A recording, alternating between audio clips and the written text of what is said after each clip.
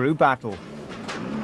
They start the 1995 championship headed by Tommy Mäkinen, using last year's Evo 2 model with a new car on the way for later in the season. The Finn's making his debut with the Mitsubishi team and was right on the limit from the very word go.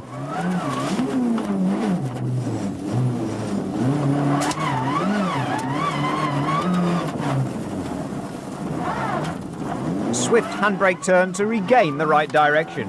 Mäkinen at least found a soft snow. With a black cat crossing the road 1 kilometer before they switch off the car. All of a sudden the lights went off in the car and the car stopped. The main switch came off. Carlos tried to put it back again after 5 or 10 seconds when we realized what was going on. And then he tried to put it again with start, but it was coming off again. So then I have to lose my seatbelt a bit and push there, and it was bent during 15 kilometers in the States, trying to read the pace notes.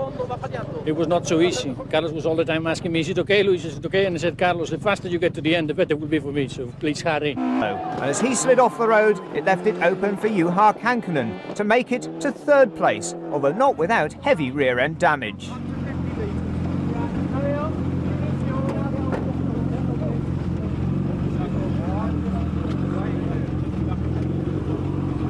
As the treacherous conditions decimated the Toyotas and Kankkunen fought, without the outside assistance of his mechanics, to stay in the event, the battle was still going on head-to-head between Delacour and Sainz.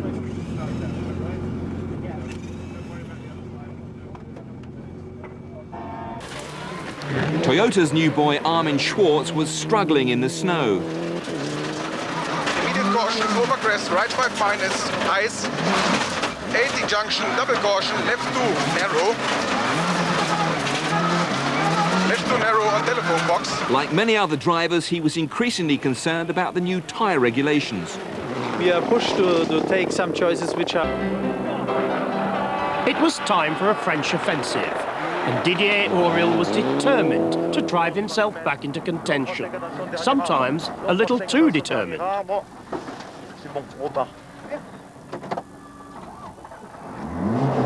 On the leading 3, the power problems were still not resolved.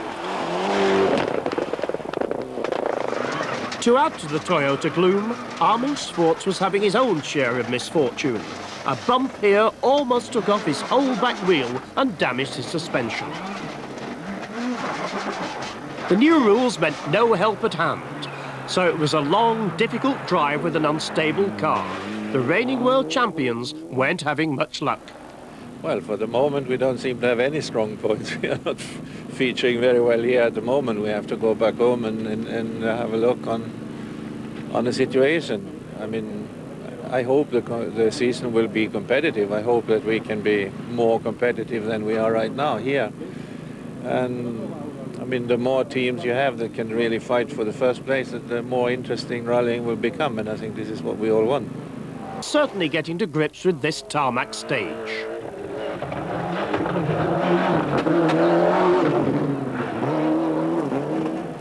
But just when a rally seems to be moving smoothly, a snowdrift gets in the way. Bruno met his here, and he needed the helping hands of the French fans.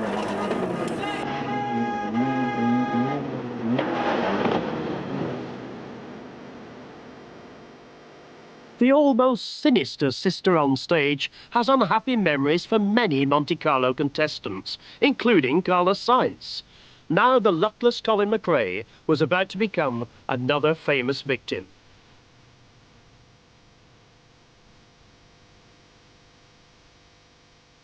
He was lucky to escape unscathed, as he brought a new meaning to the phrase pole position. About 10 k's into the sister-on stage, on the notes we had patchy ice marked on one left-hander, fairly quick, maybe 5th gear. But the problem is the gravel crew or the ice note crew go over 3 hours before. So you could see the 2 tracks, but the 2 tracks by that time were black ice. So we obviously backed off when we heard the caution for the ice, but it just wasn't enough, and the car just slid to the outside of the road and off the bank. And that was it, stuck. And you parked it neatly next to your teammate? Well, Leati was parked about maybe no more than 15 metres in front of us. It was incredible.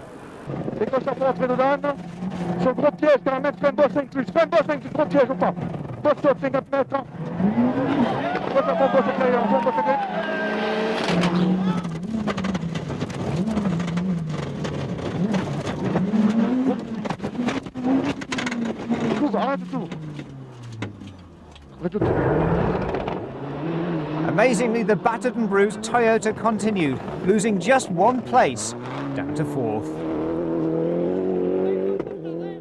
We have one junction after 3-4 kilometers, right junction, and okay, I arrive and the car took on 2 wheels, but not slice the back and just block, you know. And the question was, could they make it stick? Meanwhile, Francois Delacour in the Ford was another driver, pushing hard, perhaps a little too hard.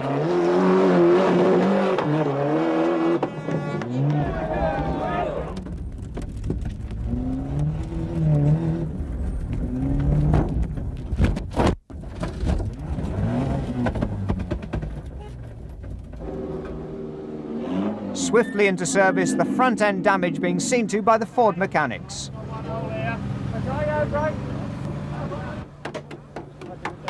It was in a very, very slow corner. In the first gear, I cut too much the corner. There was big rocks, and then after I rolled, and I was calling somebody to help me to put the car again on the wheel, and I lose about 1 minute 30, 1 minute 40. But the car is still okay. There is not a big problem. Only the body shell is bad. Leg.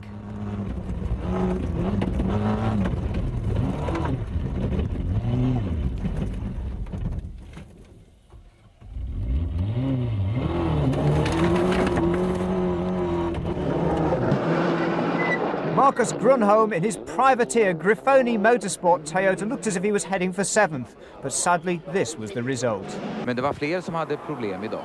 Joa Kankonen. Vad som händer här är helt enkelt att han får lite understyrning i den här kurvan. Och vilket betyder att bilen tar inte styrning ordentligt och han hamnar ute i snövallen. Han kör fast och tappar nära 30 sekunder och det innebär lyhyt oikein nopea plus. Jatkuu oikein nopea plus. Heti vasen nopea plus. Oi vittu! Oi perkele. Oi vittu saat. Se on ei se perkele mä kuulin väärin nuotin koota. Mä en kuullut koota. Oi. In a bid to improve the Escort's handling, Ford are now trying a new actively controlled centre differential between the front and rear wheel drive split. Both Delacour and Bruno Thierry are still struggling to come to terms with the new sophistication.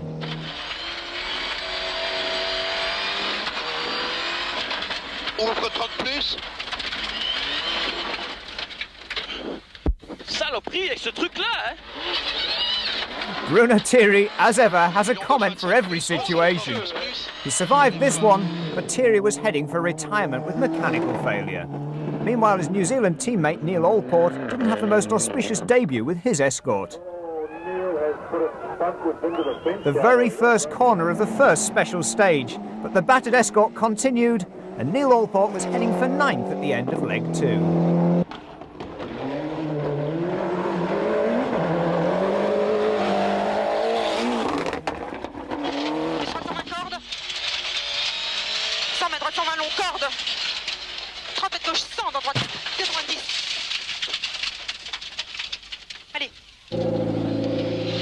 Delacour limps into service on 3 wheels. A worried John Taylor, the Ford team manager, looks on. About 10 kilometers from the start, and after the section road also was very long, and it was nearly impossible to change the wheel. Then I've done 35 km on the road with puncture like that, but very slow. Damage. Probably still paying a high price for the crash, suffered on stage 1. Hit a strainer post and it's pushed all the front of the car, compacted it a bit, and we didn't actually have any problems doing that. There was nothing really that was bad about it apart from it looking bent, but so we went and did the next stage, and what had happened was, because everything had crushed up, the sheathing that goes around the outside of the fan that's on the back of the radiator rubbed on one of the radiator hoses and just slit it. so bad luck for Smoke and Joe McAndrew out with the blind clutch on stage 7. So his rally is now a smoke-free rally. Talking about burning some rubber, Neil Allport and his co-driver Craig Vincent in the Ford Escort. Deep into that corner. Oh, I tell you what, there's another muddy corner. A lot of these corners are actually cutting up and up over the crest. He's cut that one nicely too. He's going to pull down and cut this one tight. Oh, he's lost it. He's off the road. Oh, and he's stalled it. What a shame. Can he get it out? Can he get in reverse? Who knows? What's the story? Disappointment here for Neil Allport. He's losing valuable time on stage 7. No, he's Bob. Oh, some spectators giving him a bit of a shove out. He's in reverse, but he's stalled it again. No, he's going. I tell you what, mad panic inside that car right at this moment. Oh, and it's stalled once again. Come on, come on. Switches, switches. What would it be? By the look of that, maybe a fuel pump. And it started and he's away. He's away. And interesting too that Craig Vincent, his co-driver, was just staying steady, steady. Mate, you need somebody like that when you've done that, because the next thing you do is you actually go off on the next corner with determination and you go off a real long way. Oh, no, it looks like he's off, and it could be Tommy Mackinnon out of the Rally of New Zealand. There he is. You can see the skid marks. And this is absolute tragedy for Tommy Mackinnon. Looks like he's just gone straight off the road and down the bank into the bush. This is Kenneth Eriksson, his teammate. He's going to get a shock as he drives by to see Mackinnon standing on the roadside. What went wrong? Tommy, particularly bad luck. Yeah. No, it wasn't bad luck. It was my own mistake. I forgot this tight corner. It was my own mistake. It's not that tight, eh? Well, it wasn't luck at all. And all the team can do is watch the rest of the field go by. Mo2 was actually 42 minutes and 1 second, 13th fastest, which meant they kept up in the top 10, 8th overall. And here's the reason why they lost a bit of time. Whoa! Big one. Thank you, Neil. What a way to get the Ford through the Ford. And check that out. Well, this guy he's grabbed himself a souvenir. He's going in the panel beating business. Who, that guy or Neil Allport? Wow, what a fantastic way to get the Escort through the Mo2. And Allport, well, he's been a bit of a star, hasn't he? Well, it was unbelievable, really. It was the slipperiest and the roughest I think I've ever experienced it. And, you know, like the Fords were high. The corners were just unbelievably slippery, you know, and even the smooth bit of road going up the hill was just, you know, you could hardly stand up on it. Stage 5, McRae was moving up to second in the overall reckoning, but had a narrow escape as he brushed the tail of the Subaru on a tree.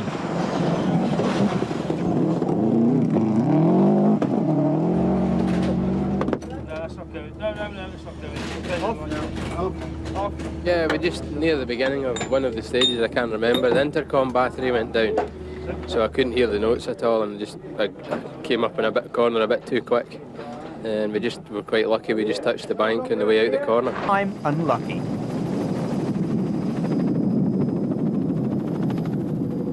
Francois, bad news. I understand you were out of the rally.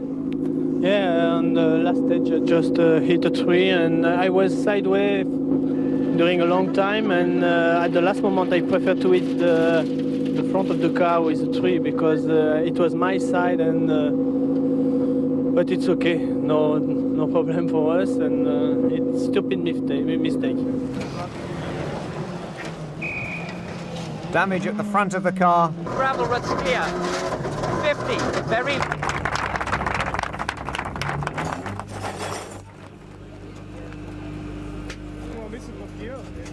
You know, I was not going any faster than before, just normally, you know, and the boys just said they were kilometer before there, and they said just we were about the same time as the others, little slower than the fast two other cars, but I mean, because I was no reason to attack or anything like that, but just I heard the note wrong, you know, and then just slipped off. Very simple thing. Long, medium, right, minus. Third fastest through the by now notorious Pundershaw run and up to 6th overall. McRae the younger was on a roll.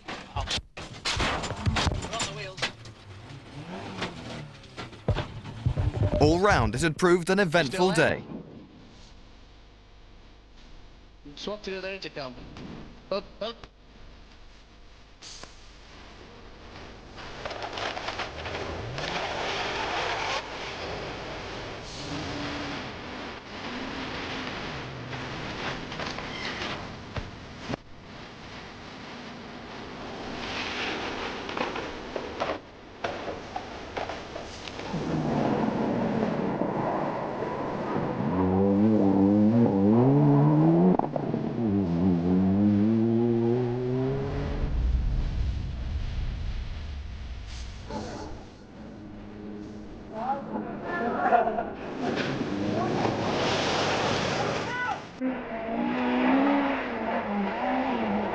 Robbie Head's Renault was showing the scars of battle after 2 off-road excursions in the forest.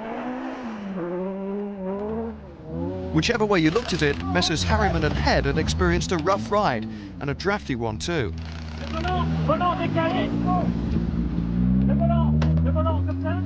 We had a problem.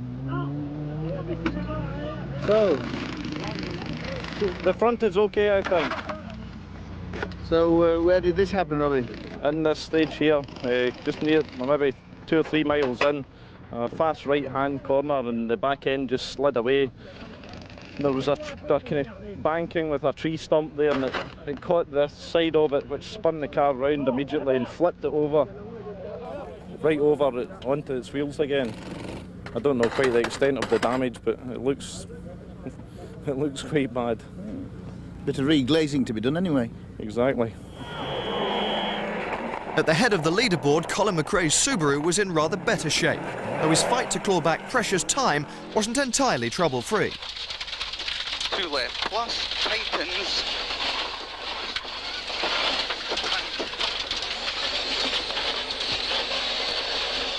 Two left plus, tightens.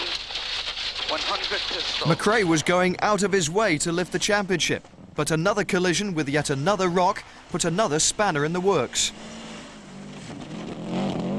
McRae had been going flat out all day. This time it looked as if he'd pushed a little too hard. This is not a good time. And I realise, what is the problem, Derek?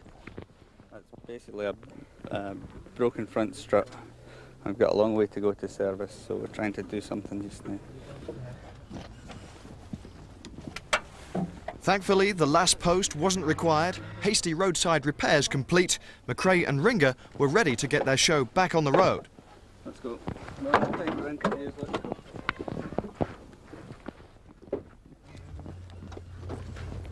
Do you think that'll be okay, Colin? Yeah, it should be okay. Good luck. Do you think we'll make Penrith? No problem, Tony.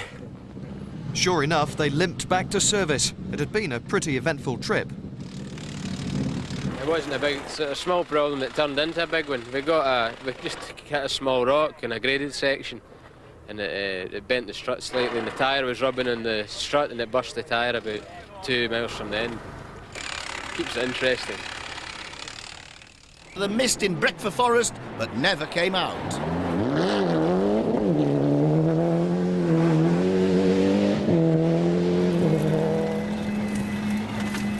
A fast downhill section caught him out after a bit of ditch hooking went wrong.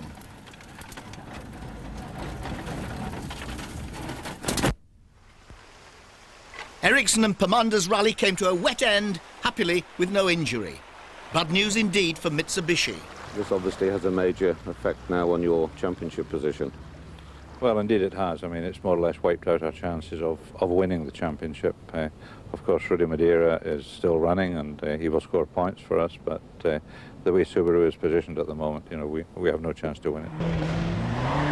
Alistair McRae was also helping Ford's fortunes. He was lying 5th in the Escort Cosworth, a car he was still getting used to.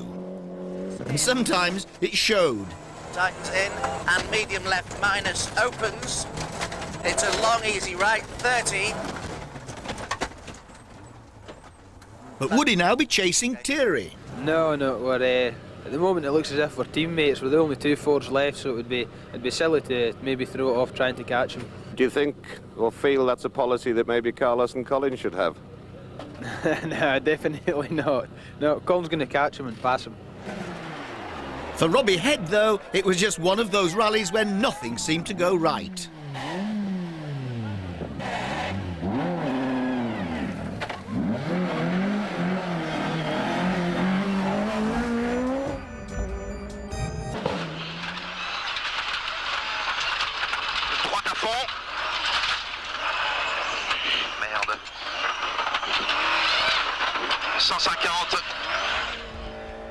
Then far more worrying problems. On the Garthainiog stage he hit a rock. As Ford's only hope, these were problems he could well have done without.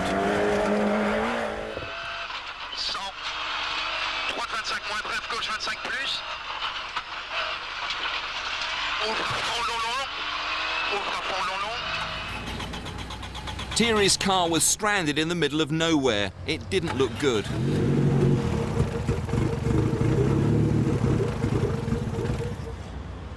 Enter Gwyndaf Evans, a rally driver to the rescue. As a fellow Ford driver, at least he understood the problems.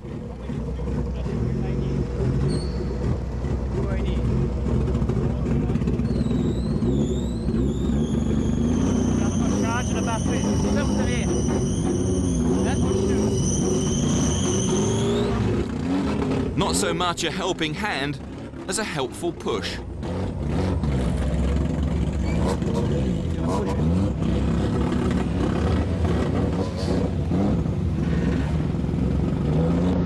What are they allowed to do and not do here with other people helping them and so on when they have a problem like that?